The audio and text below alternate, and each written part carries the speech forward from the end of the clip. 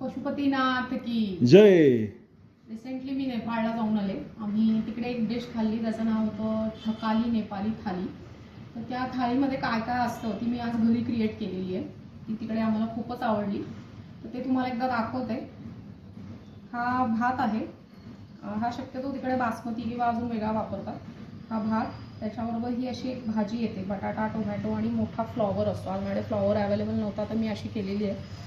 त्याच्यानंतर ही डाळ असते, शक्यतो ही हिरवे मूग डाळ जे आपण असतात, मोठे मूग येतात त्याची ही डाळ बनवतात.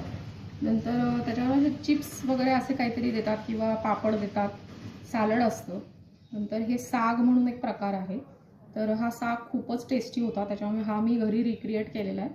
आणि आंबट म्हणून ॲक्च्युली ह्याचं लिंबाचं लोणचं असतं, पण माझ्याकडे आज आंब्याचं होतं, मी आंब्याचं ठेवलं आहे आणि थोडासा ठेचा ठेवला आहे. हे मी थोडंसं अजून एक भाजी ॲडिशनल म्हणून मी हे भरीत केलेलं आहे. तर अशी ही थाळी जेव्हा असते त्याच्यामध्ये नॉनव्हेजमध्ये चिकन आणि एग हे इन्क्लुडेड असतं, बाकी काहीच नाही.